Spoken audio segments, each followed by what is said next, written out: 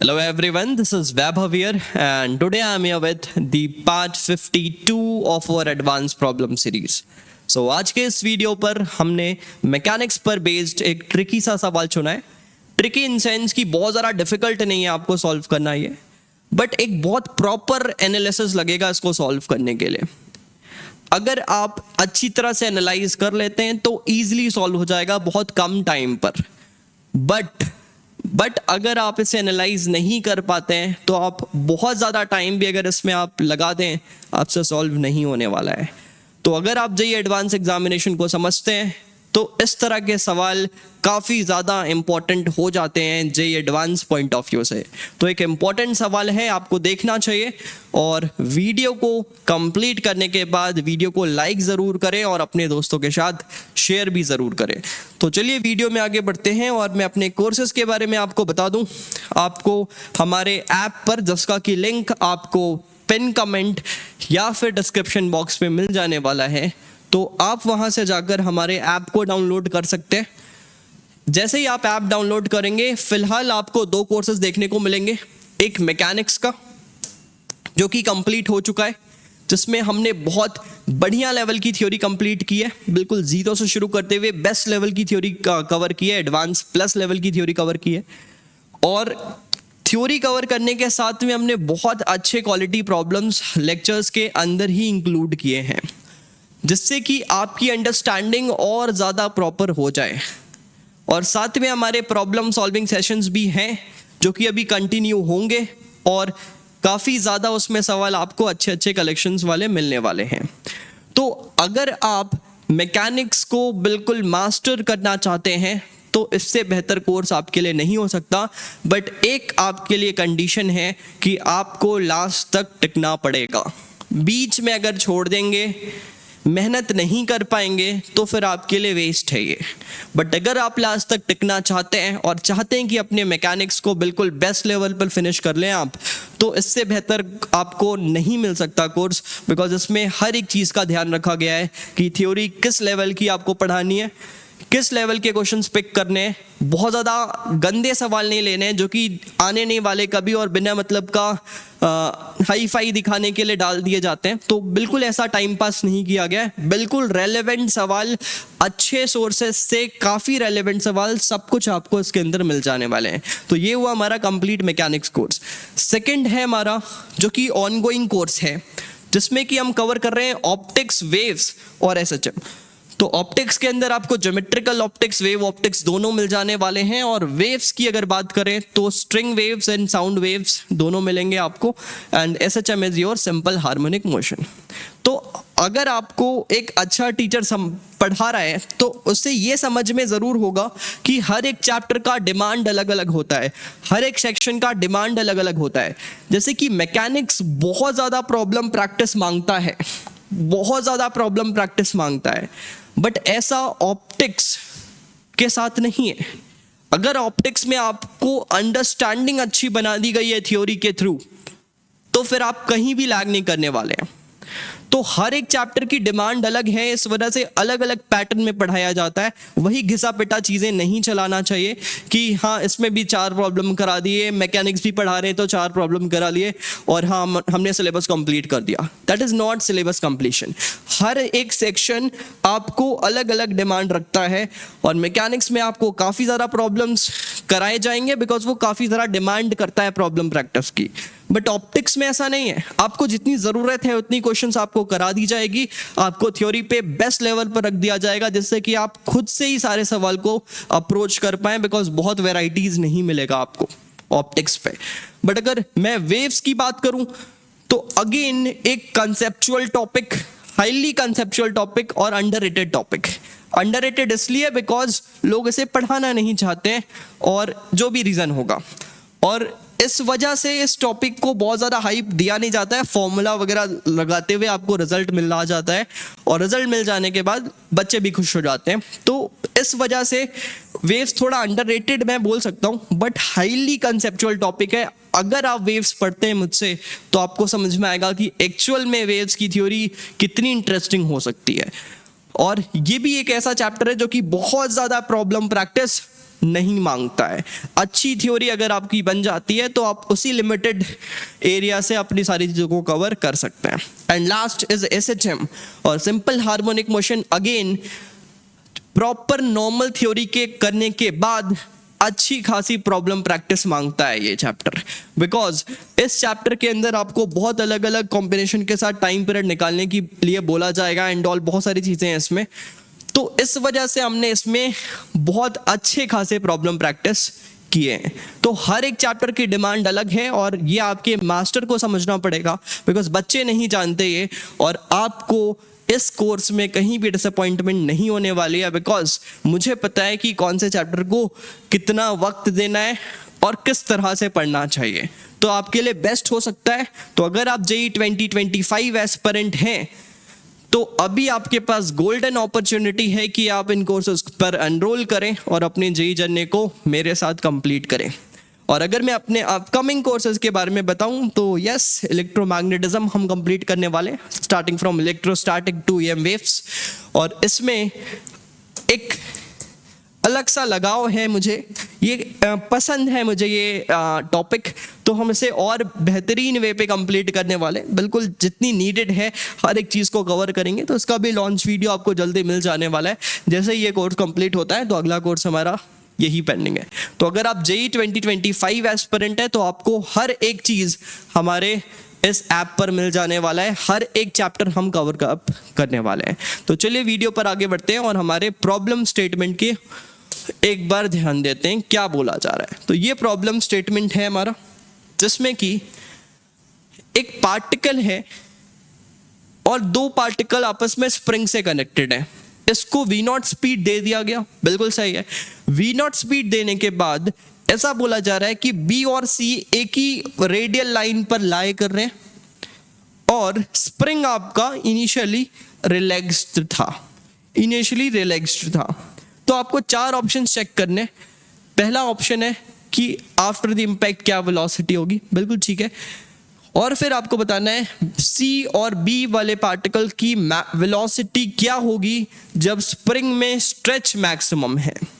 जब स्प्रिंग में stretch maximum है उस वक्त क्या इनकी वेलोसिटी होगी। और फिर लास्ट में हमें फाइंड करना है कि क्या मैक्सिमम स्ट्रेच होने वाला है स्प्रिंग में। काफ़ी ज़्यादा इंटरेस्टिंग सवाल है, एक बार इसके सोल्यूशन को मिस ना करें आप। तो चलिए आगे बढ़ते हैं और मैं आपको बताता हूँ होने क्या वाला है।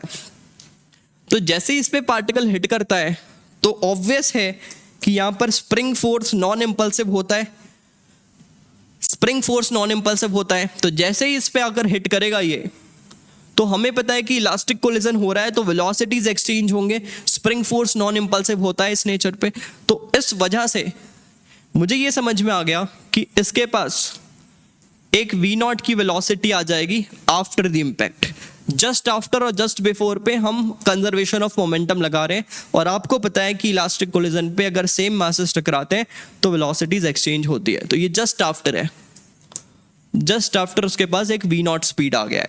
इसकी वजह से ये आगे बढ़ेगा और जैसे ही आगे बढ़ेगा, जैसे ये थोड़ा सा आगे बढ़ेगा स्ट्रिंग में एक्सटेंशन हो जाना शुरू हो जाएगा और जैसे एक्सटेंशन होगा तो इस पर kx का फोर्स लगेगा नीचे वाले मास पे और उसके पास भी एक टेंजेंशियल वेलोसिटी आनी शुरू हो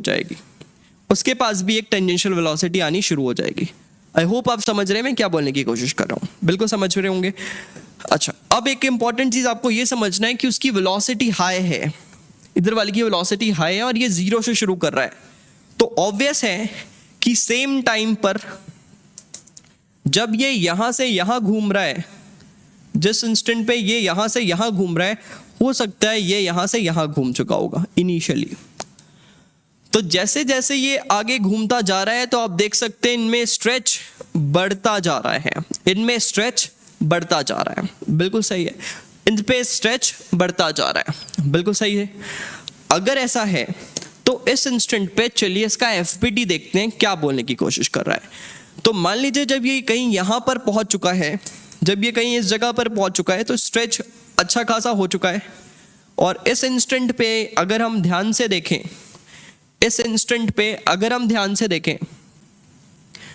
तो इस पे फोर्स kx का ऐसा लग रहा है और इस पे फोर्स kx का एक कंपोनेंट ऐसा बना सकता हूं के एक्स के फोर्स का कॉम्पोनेंट बनाने की कोशिश कर रहा हूँ, तो दो कॉम्पोनेंट में कैसे बना रहा हूँ आप ये सुनिएगा।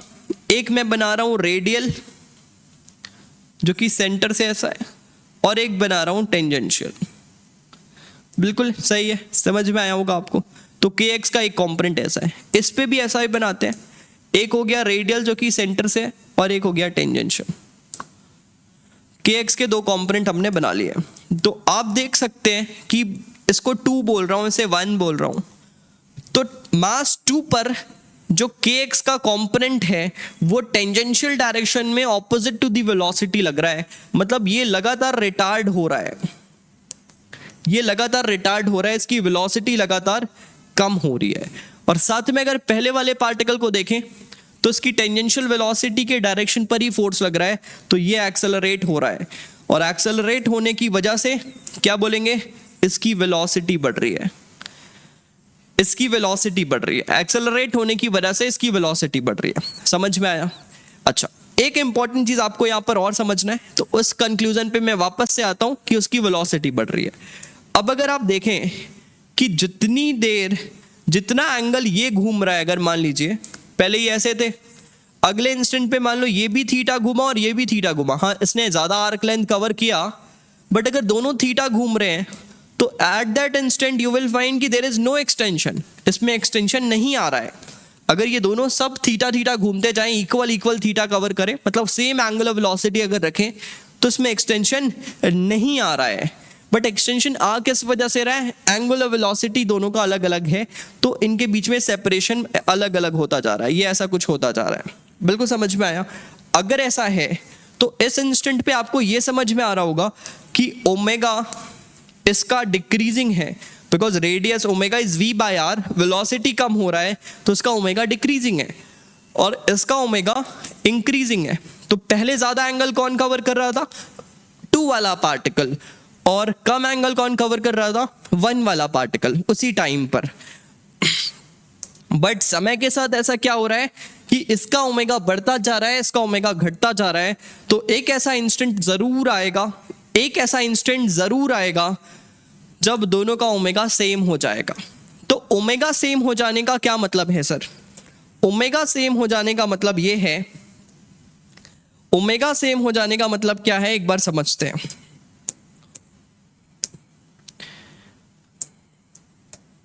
मतलब मान लीजिए इस इंस्टेंट पे ओमेगा सेम हुआ, और अगर ओमेगा सेम हो चुका है तो अभी भी इस पे के एक्स का कंपोनेंट ऐसा है और इस पे के एक्स का कंपोनेंट ऐसा है। ये के एक्स नहीं है, के एक्स का कंपोनेंट है, इस पे ऐसा है। और ओमेगा अगर दोनों का अब यहाँ पर इक्वल हो गया है, ओमेगा 1 और ओमेगा 2 अगर इक्वल हो गया है, तो अगले इंस्टेंट पे ये ज़्यादा एंगल घूमने वाला है, बिकॉज इसका ओमेगा और बढ़ेगा, बिकॉज की बी टेंजेंशियल और बढ़ने वाली है।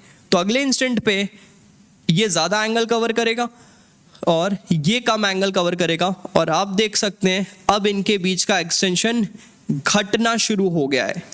इनके बीच का जो एक्सटेंशन है ये कम होना शुरू हो गया है, एक्सटेंशन कम होना शुरू हो जाएगा। बिल्कुल समझ में आया? कम होना शुरू हो जाएगा।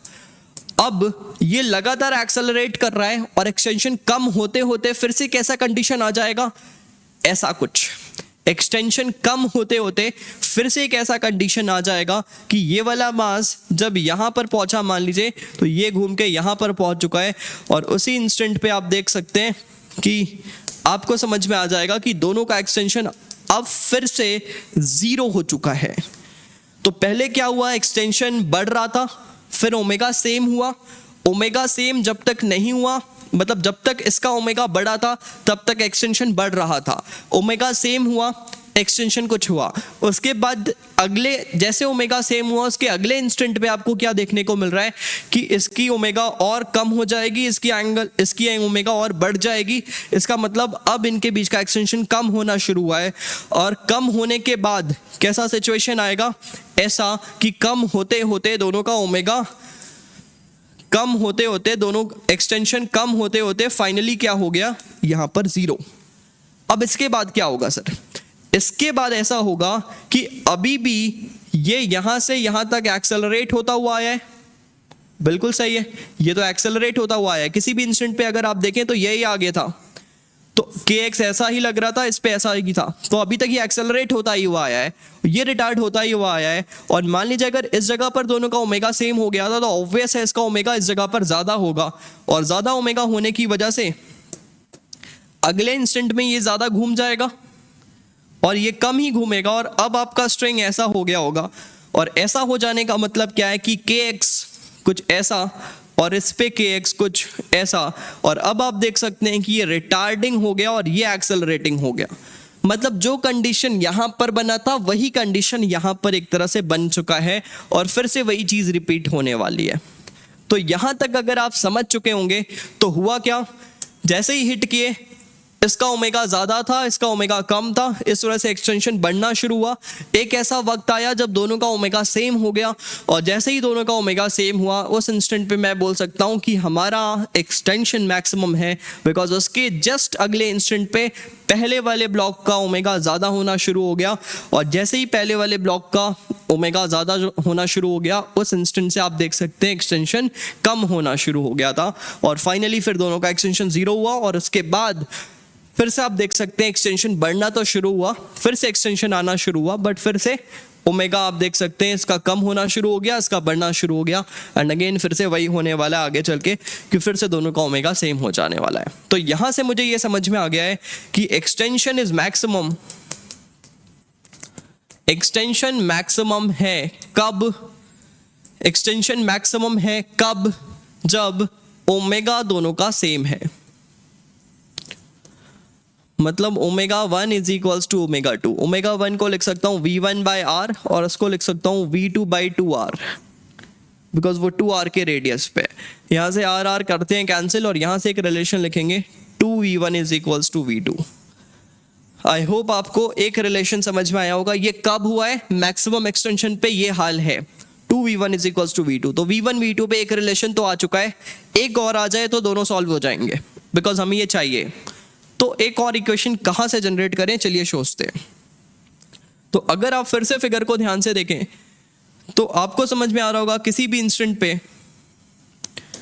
अब मैं इसको ऐसा बना रहा हूं, इस पे kx ऐसा लग रहा है, इस पे kx ऐसा लग रहा है, और अगर टॉर्क की बात करें तो लाइन ऑफ एक्शन का अगर सेंटर से मैं देखूं, सेंटर से देखूं तो मैं बोल सकता हूं net torque is 0, net torque is 0 about O के अबाउट अगर देखा जाए तो सिस्टम पे नेट टॉर्क 0 है। तो इसका मतलब अगर नेट टॉर्क ओ पर 0 है किसी भी इंस्टेंट पे, तो एंगुलर मोमेंटम कंजर्वेशन आपका वैलिड हो जाएगा, एंगुलर मोमेंटम कंजर्वेशन वैलिड हो जाएगा। तो चलिए एंगुलर मोमेंटम कंजर्व करके देखते हैं। तो इस इंस्टेंट पे इसके पास वेलोसिटी 2v है और इसके पास वेलोसिटी v है, और इनिशियली अगर देखें तो इसके पास था v0 और इसके पास था 0। तो यहां से लेकर यहां तक पे हम मोमेंटम कंजर्व करेंगे, एंगुलर मोमेंटम। तो चलिए ओ के अबाउट पहले एंगुलर मोमेंटम क्या था, mv0 into 2r। Initial angular momentum ये था, इस वाले पार्टिकल का था, इसका तो 0 था बिकॉज ये वेलोसिटी नहीं था जैसे ही हिट हुआ। और उसके बाद फाइनली क्या हो गया है, इसके पास हो गया है mv इंटू r, और ये साथ में हो गया है m 2v into 2r। I hope आप समझ रहे होंगे मैं क्या लिखने की कोशिश कर रहा हूं। इस इंस्टेंट पे वेलोसिटी इसका v माने और इसका वेलोसिटी 2v है। हमने अभी जस्ट थोड़ी देर पहले ये इक्वेशन निकाला है, क्या रिलेशन निकाले थे, 2v1 is equals to v2, 2v1 is equals to v2, बिल्कुल सही है। तो अगर ऐसा है तो अब मैं यहाँ से ऐसा बोल सकता हूँ, m को तो आप करोगे कैंसिल, ये हो गया 5 vr, r को भी कर दो कैंसिल, तो 2/5 v0 is v।